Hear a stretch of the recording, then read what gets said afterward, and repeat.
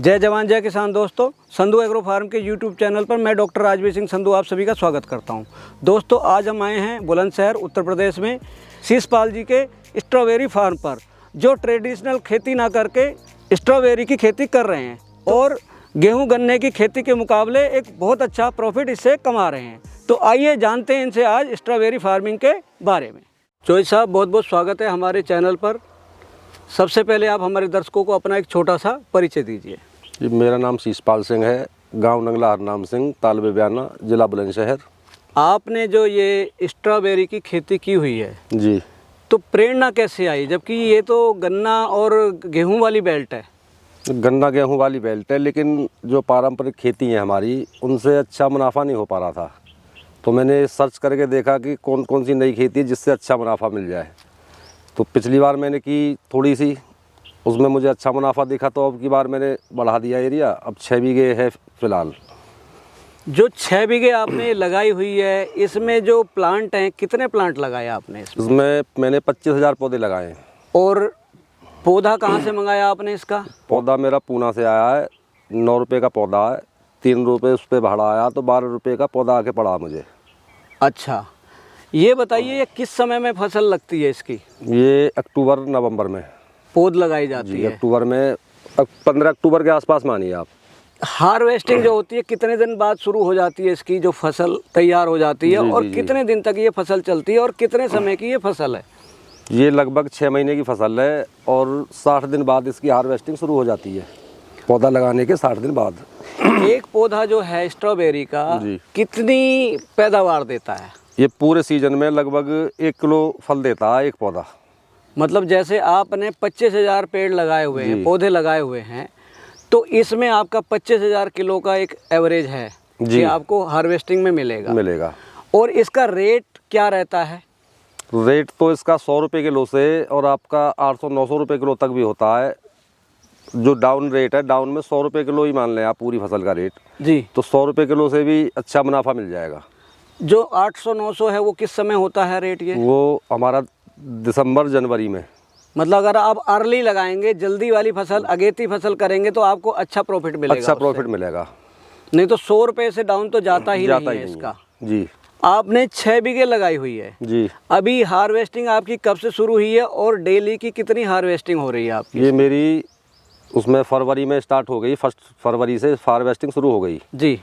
जब तो थोड़ा कम उतर रहा था, लेकिन अब हार्वेस्टिंग मेरी ठीक चल रही है। लगभग 400 किलो तीसरे दिन आ जाती है। 400 किलो आपकी आ रही है जी। तो अगर 100 रुपये का आपका रेट आज की डेट में आपको मिल रहा है तो लगभग 40,000 की आपकी जाती है जी। एक जो तुड़ाई होती है 40,000 रुपये की, ठीक है। मान लिया, देखो मोटा मोटा हिसाब ये है कि आप 25,000 किलो आपकी प्रोडक्शन आ रही है और 100 रुपये से भी आप कैलकुलेट करें तो लोग समझदार हैं, खुद कैलकुलेट कर लेंगे इस चीज़ को।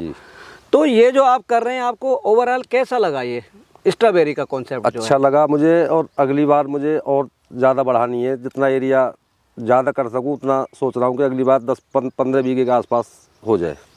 मतलब कमाई अच्छी है, जब तो आपने पिछले साल से 1 बीघे से 6 बीघे पे आए जी। और अगली बार और बढ़ाने का प्लान है? और बढ़ाने का प्लान है। जैसे अभी आपकी हार्वेस्टिंग हो रही है जी, तो इसकी मार्केटिंग कैसे करते हैं आप? थोड़ा इस बारे में हमारे दर्शकों को बताइए। इसकी मार्केटिंग ये दिल्ली जाती है, आज़ादपुर मंडी, और छोटी मोटी मार्केट तो यहाँ कोई जानते भी नहीं है लोग और लेते भी नहीं है, तो सीधा दिल्ली ले जाते हैं, दिल्ली बिकती है ये। इसके 3 साइज़ बनते हैं। जो सबसे बड़ा फल है उसकी अलग पैकिंग है, मीडियम की अलग है, जो छोटे वाला उसकी अलग पैकिंग है, और तीनों के रेट भी अलग अलग ही हैं जी।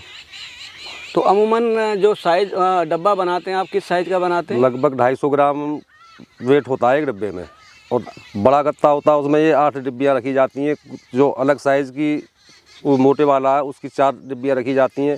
अलग अलग टाइप के गत्ते बनते हैं इनके जी, डिब्बियों में पैक करने के बाद। जैसे हम गन्ना बोते हैं, खेत तैयार करते हैं, इसमें क्या क्या तैयारी होती है और कैसे कैसे होता है इसका प्रोसेस? थोड़ा हमारे किसान भाइयों को ये बताइए। पहले खेत को अच्छी तरह से जोत के उसमें DAP वगैरह मिला के फिर इसके बेड बनाए जाते हैं। ये आलू बोनी मशीन से ही बेड बनाने के बाद में फिर इसमें स्प्रिंकलर लगाए जाते हैं, फुहारे। 1 महीने गर्मी के टाइम में मेंटेन करने के लिए जो गर्मी मेंटेन रहे इसलिए फुहारे चलाए जाते हैं। उसके बाद में फिर हम इसमें मल्चिंग करते हैं और ड्रिप लगा देते हैं पानी के लिए।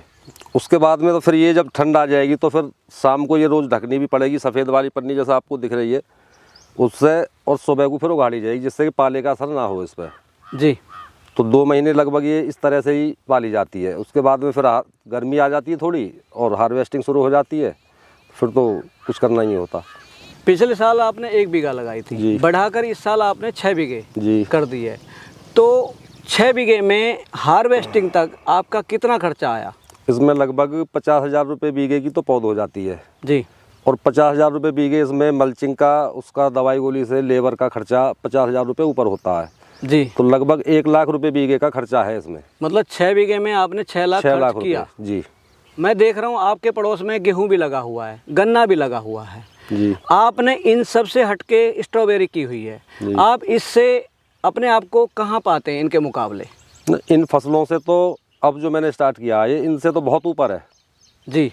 अगर किसान इसको करने लग जाए तो बहुत प्रॉफिट में जाएगा। ये जो गन्ना, गेहूँ, धान खेती है इसमें प्रॉफिट नहीं मिल पाता जी, तो इसमें अच्छा प्रॉफिट है, इसलिए मैं इसको बढ़ाता जा रहा हूँ अब।